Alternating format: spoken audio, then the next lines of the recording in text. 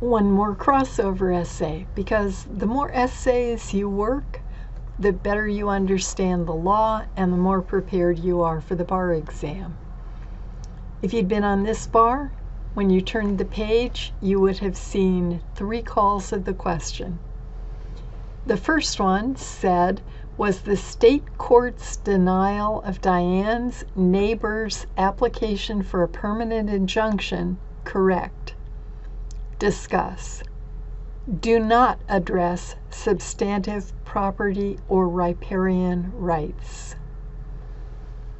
Okay, that is a pure remedies call. Denial of an application for a permanent injunction. Pure remedies, injunction, probably in tort. And so if I were sitting on that bar exam, what would immediately be in my mind would be the schema for me, maybe an outline for you, of the main points I need to remember to raise about injunction. Let's take a look at the law. Let's go to tort remedies and look at what we have as the overarching framework of injunction. We have the elements of inadequate legal remedy. We get that under certain circumstances that are listed out there. So we need not only an inadequate legal remedy, but we need a property or personal right. We need feasibility, the ability of the court to supervise it, in other words. And we need a balancing of the hardships under certain circumstances, depending on the kind of injunction we're looking at. This says permanent injunction, so for some causes of action, we have to balance. I expect to see an encroachment or nuisance here, because when the Cal Bar tests injunction, they always want to see balancing.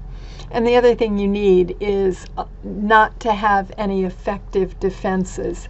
The defenses are laches, unclean hands, freedom of speech, and of course, equity will not enjoin a crime.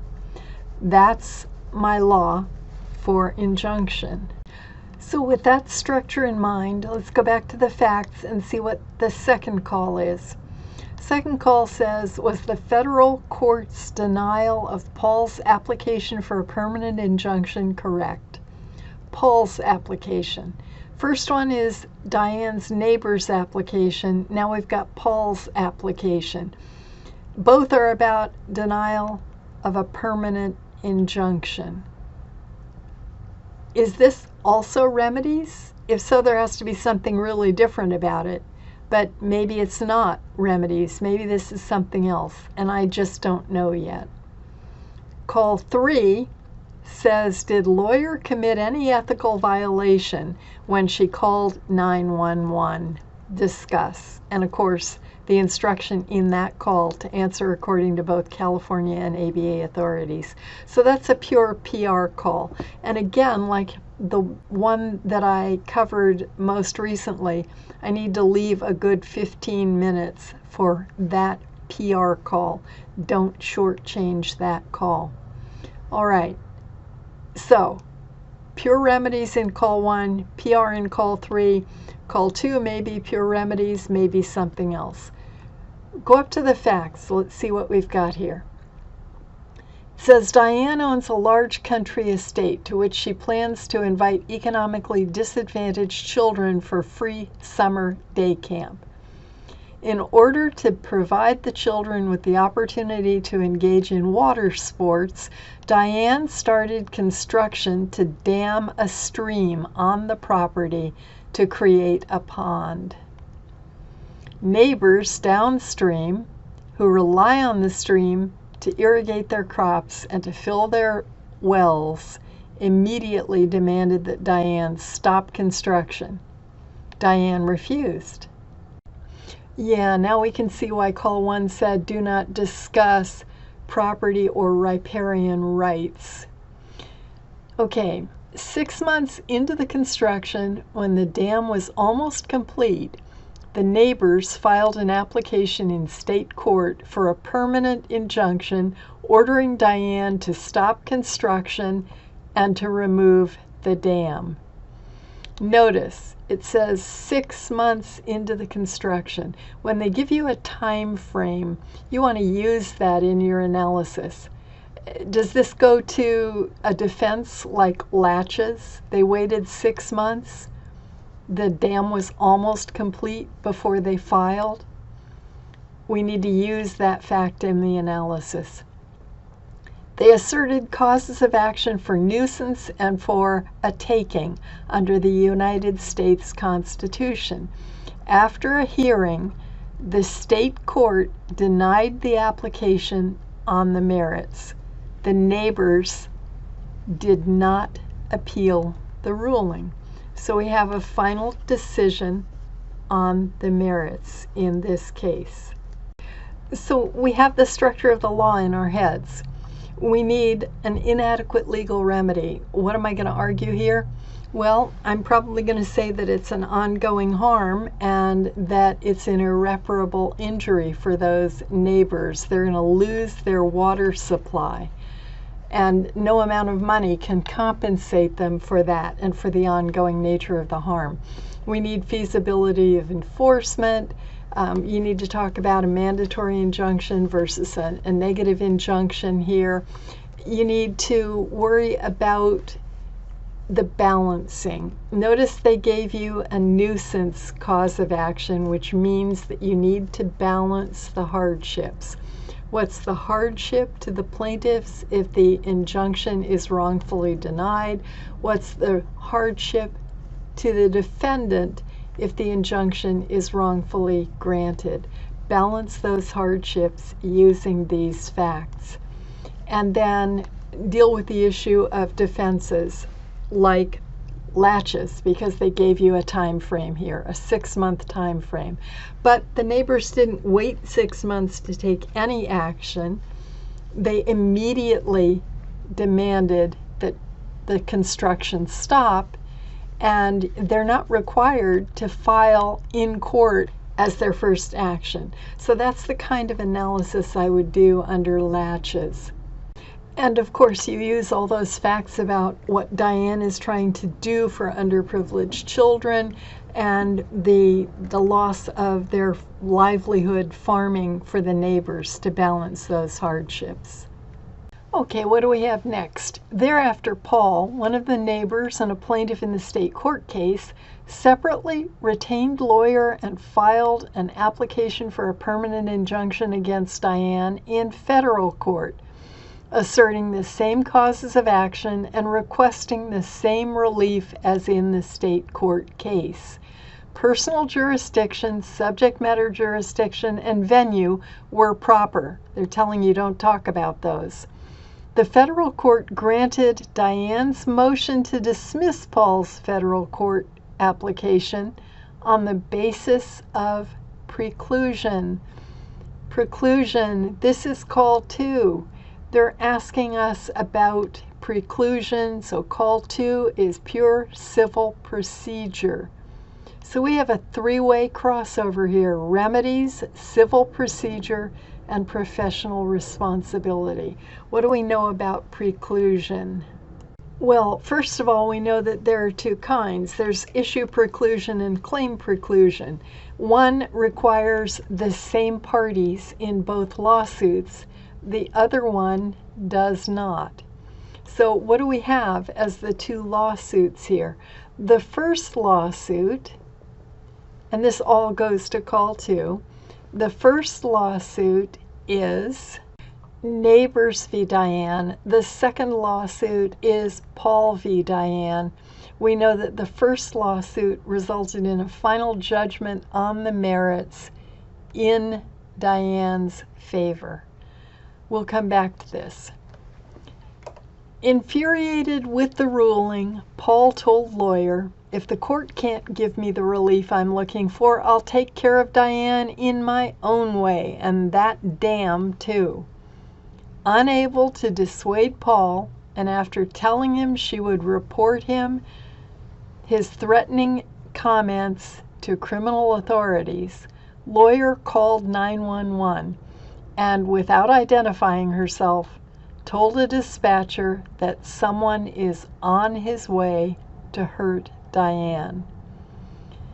All right, now that I've seen that third paragraph, I see that paragraph 1 goes to call 1, paragraph 2 goes to call 2, paragraph 3 goes to call 3. That's not unusual. Of course, to answer call 2, we have to know what's in call 1 as well, but very often essays on the California bar spool out paragraph by paragraph in the way the calls are organized down below. And that's what we've got here. So let's take a look at what we do know about preclusion. Okay, let's get into federal civil procedure because we're in federal court, and in our organization we've divided FedCivPro into 2 parts because it's such a big subject. So in part 2, the last topic is preclusion, res judicata and collateral estoppel. Res judicata, claim preclusion; collateral estoppel, issue preclusion. What do we need for each of those? Well, for res judicata, we need a final judgment on the merits of a claim. We need the same parties. We don't have the same parties here. What about collateral estoppel, issue preclusion? That means that particular issues that have already been litigated will not be litigated again, and there are the elements. The party against whom it's asserted must have been a party in the prior lawsuit. Diane was. Identical issue of fact, actually litigated and determined, necessarily determined, full and fair opportunity to litigate in the prior case. And there's our analysis strategy right there. So that's what we need. We need to assert issue preclusion and analyze those elements. Let's go back to the facts. Okay, second paragraph, call 2. Let's look at the 2 lawsuits to convince you that what we're really doing is issue preclusion here. In the first paragraph, we see the first lawsuit, and that's the neighbors v. Diane. In this paragraph, we have Paul v. Diane. So if you think back to those elements we just looked at, you can see that they are not the same parties. So we're not talking about claim preclusion. We're talking about issue preclusion here. And the party against whom it's asserted was a party in the first lawsuit. That's Diane. So we go through the elements of issue preclusion, and we find that this issue was litigated fully in the first lawsuit, and so issue preclusion is going to work for Diane. And the court was correct in their ruling. Okay, so that's call 2. What about the third paragraph, the PR issues? Paul basically issues a threat to lawyer. What they're testing here in large part is the difference between California and the ABA on confidentiality. We've talked about this before in PR debriefs, issue spots, but let's take a quick look again about the California rules because they're more stringently protective than are the ABA rules. Look at what's required there. The exceptions are narrower than the ABA, and the attorney has to counsel the client to seek legal means and then tell the client about his or her ability or decision to disclose. They were giving us facts in that hypothetical that go to all of this. The key is whether disclosure is necessary to prevent a criminal act that the lawyer reasonably believes is likely to result in death of or substantial bodily harm to an individual. Do we have that here? And even if we do have that here, is the way the lawyer revealed it okay?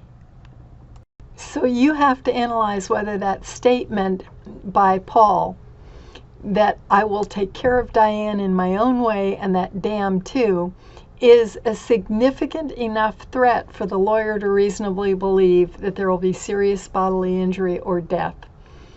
And then if you believe that it is serious enough, then what the lawyer did was to call 911 and, without identifying herself, told a dispatcher that someone is on his way to hurt Diane.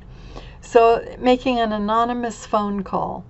Lawyers are honest and they're fair to third parties. So I would raise the issue of honesty here. And I would find that it's not okay for the lawyer to try to hide her identity and do it in this manner. And you can probably come up with a whole lot of other PR issues, but for the sake of ending this in a reasonable amount of time, I'm going to leave it here and leave it with you to think of what else you would raise. 3 calls. I think that call 2 is the shortest one, and I think that you need at least 15 minutes for call 3. This was a 1-hour essay. Okay, again, as always, I hope this was helpful. I really hope that you share these issue spotting videos with anyone you think would benefit from them. And I appreciate it very much if you do that.